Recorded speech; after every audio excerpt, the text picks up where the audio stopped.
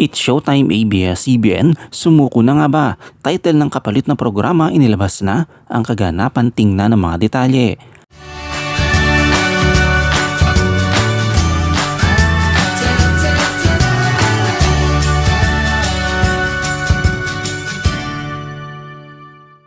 Ang noontime program ng Kapamilya Channel ABS-CBN ay may title na It's Your Lucky Day. Ito ang pansamantalang ipapalit sa It's Showtime habang suspendido ang huli sa loob ng 12 araw o 12 airing days.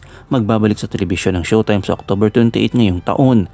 Simula sa susunod na Sabado, October 14 hanggang October 27, mapapanood ang It's Your Lucky Day. Ang mga host nito ay sina Luis Manzano, Robbie Domingo, Melay Cantiveros, Long Mejia, Negi, Andrea Brillantes, Seth Fidelin at Francine Diaz sa kanilang limited engagement. Nag-ugat ang suspensyon ng MTRCB sa It's Showtime dahil sa di umano'y mga reklamo na natatanggap ng ahensya laban sa programa, partikular na ang tungkol sa insidente ng cake icing sa Isip Bata segment noong July 25. Kinasangkutan ni na Vice Ganda at Ayon Perez. Binigyan ng 15 araw ng mga bumubuo ng It's Showtime para maghain ng motion for reconsideration, ngunit pinili nilang tanggapin ang parusa ng MTRCB. Sa kasalukuyan, hindi pa malinaw kung paano din ang It's Your Lucky Day sa GTV, ang tahanan ng It's Showtime mula pa noong July 1, dahil wala pang opisyal na pahayag mula sa management ng television network na subsidiary o sangay ng GMA Network. Nito nga lamang ay nagdesisyon ng ABS-CBN na hindi na nito iaapila sa Office of the President ng pinato na 12-day suspension ng MTRCB sa It's Showtime. Base sa inilabas na pahayag ng Kapamilya Network nitong Biyernes ng gabi, October 6, inihayag nito na iginagalang nila ang desisyon ng MTRCB at hindi na nito iaakit sa Office of the President. Sa kanilang statement ay sinabi, after careful consideration, ABS-CBN has decided not to appeal to the Office of the President the decision of the MTRCB on It's Showtime and instead serve the 12-day suspension starting October 14.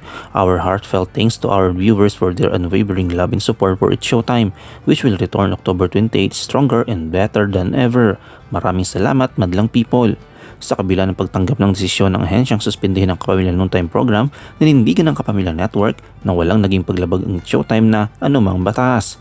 Lubos naman ang pasasalamat ng ABS-CBN sa patuloy na pagsuporta at pagmamahal ng madlang people sa It's Showtime.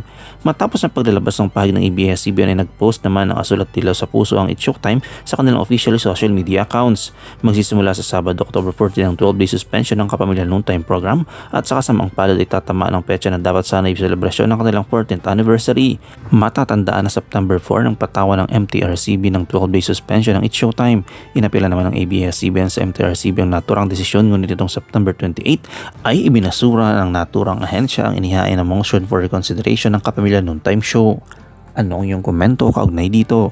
Shoutout tayo kay Karel Kong, kay Nilda Reyes at kay Marlene De La Cruz.